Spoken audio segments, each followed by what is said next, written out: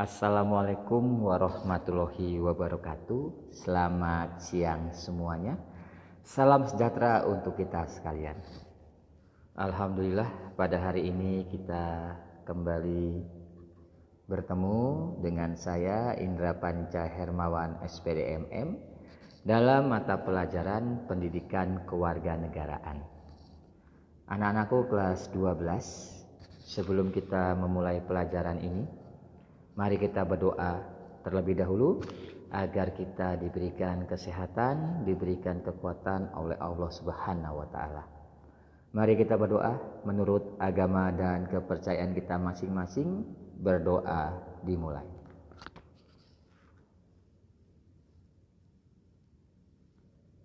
Berdoa selesai.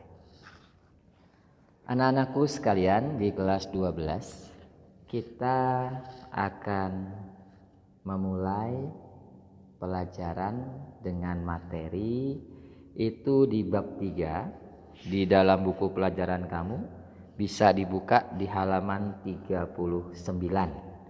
Kita akan membahas tentang tata kelola pemerintahan yang baik atau bahasa Inggrisnya good governance. Anak-anakku sekalian, kalau kita berbicara tentang pengelolaan pemerintahan yang baik,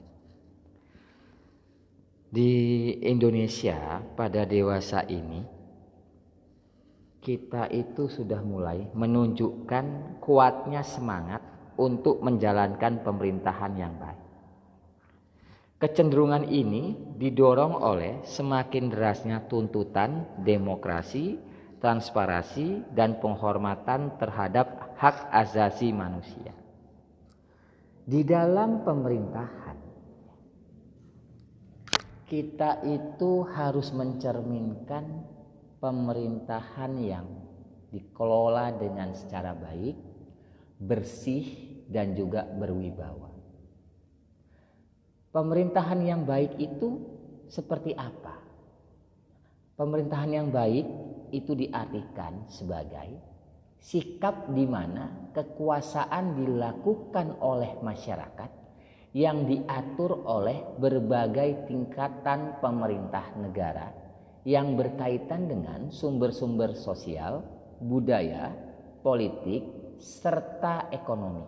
Dan yang paling penting, pemerintahan itu haruslah secara bersih. Apa yang dimaksud dengan pemerintahan yang bersih? Pemerintahan yang bersih itu adalah pemerintahan yang efektif, efisien, jujur, transparan, dan bertanggung jawab.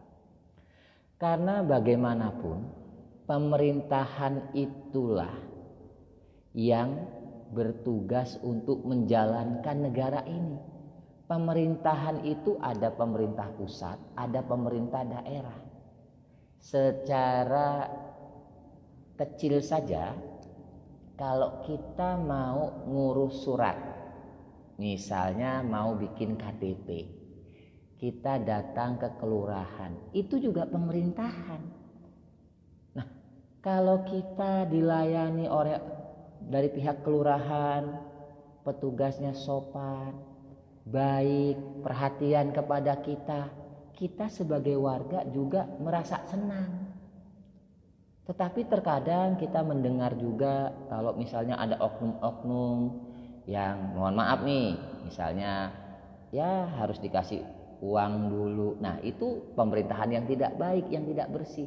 Jadi maksud pemerintahan yang bersih itu adalah pemerintahan yang dilakukan dengan tulus dan ikhlas. Karena pegawai pemerintahan itu adalah pelayan masyarakat.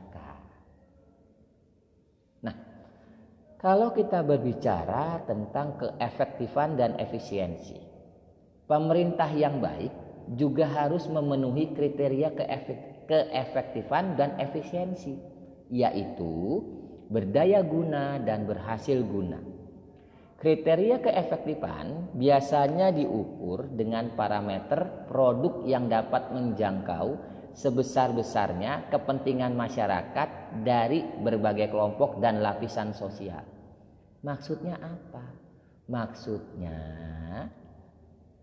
aparat pemerintahan itu tidak boleh pandang bulu.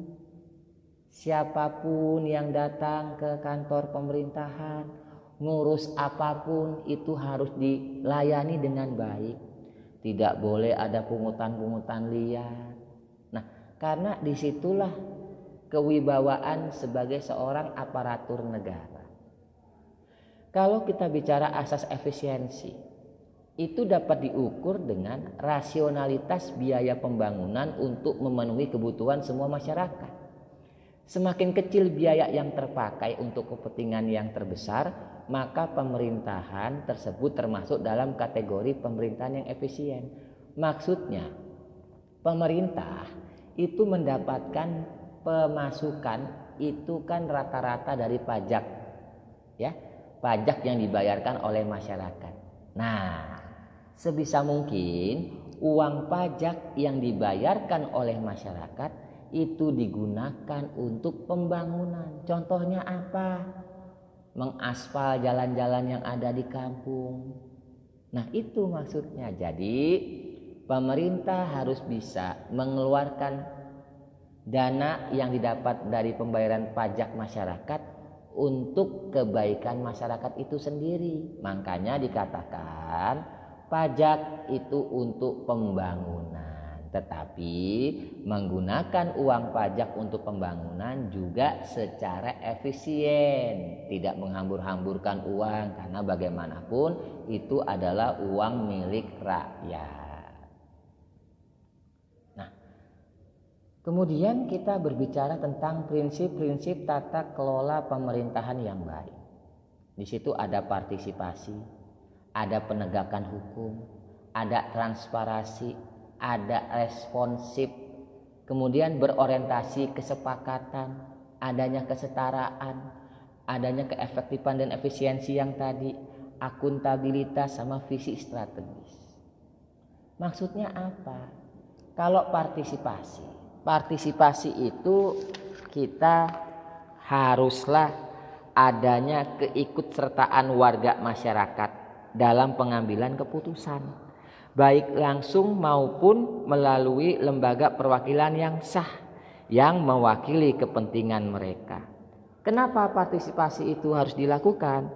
Untuk mendorong supaya terjadinya pembangunan-pembangunan yang sesuai dengan kebutuhan.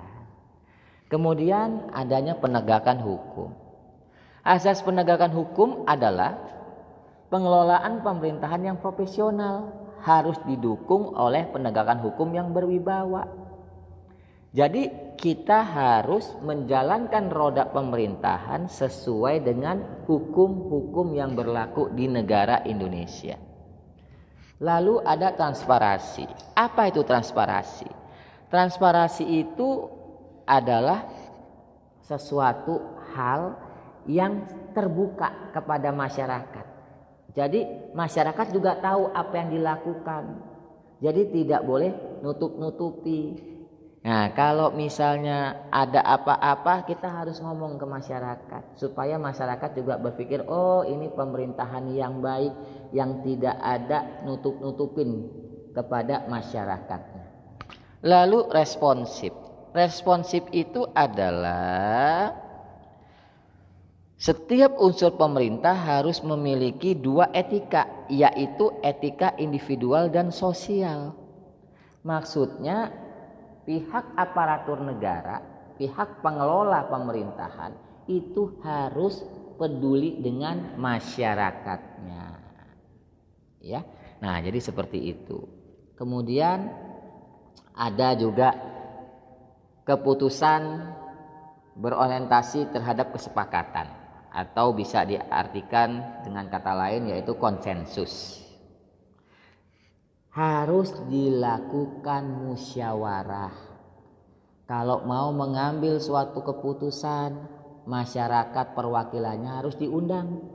Kita laksanakan musyawarah untuk mufakat. Agar apa? Agar masyarakat juga merasa diikut sertakan di dalam setiap kebijakan-kebijakan daripada pemerintah. Lalu ada kesetaraan. Apa itu kesetaraan? Kesetaraan adalah kesamaan dalam perlakuan dan pelayanan publik. Itu tadi yang saya katakan, tidak boleh pandang bulu. Siapapun yang datang ke kantor pemerintahan harus dilayani dengan baik. Lalu yang tadi efektivitas dan efisiensi. Ya, jadi harus sesuai dengan kebutuhan. Tidak boleh pembangunan yang dilaksanakan melebihi daripada budget ataupun dana yang tersedia. Dan juga ada azas akuntabilitas. Apa itu akuntabilitas? Itu adalah pertanggungjawaban pejabat publik terhadap masyarakat. Misalnya ada gubernur. Gubernur kan dipilih oleh masyarakat. Ketika dia memimpin, menjadi seorang pemimpin di provinsi, dia harus bisa mempertanggungjawabkan segala keputusan yang diambil itu untuk kepentingan masyarakat umum. Lalu yang terakhir ada visi strategis. Visi strategis ini adalah pandangan-pandangan strategis untuk menghadapi masa yang akan datang. Jadi seorang pemimpin haruslah bisa membuat suatu keputusan-keputusan yang diambil bukan hanya untuk sekarang, tetapi untuk masa yang akan datang. Contohnya misalnya seorang pemimpin memperbaiki jalan di kampung-kampung. Itu kan visinya jelas. Bahwasanya ketika di perkampungan jalannya diperbaiki, maka itu memudahkan untuk transportasi bagi masyarakatnya. Sehingga perekonomian masyarakatnya pun menjadi lebih baik. Ya, ini tadi transparansi sudah saya jelaskan. Nah, kemudian kita berbicara tentang kriteria pemerintahan yang baik. Adanya legitimasi.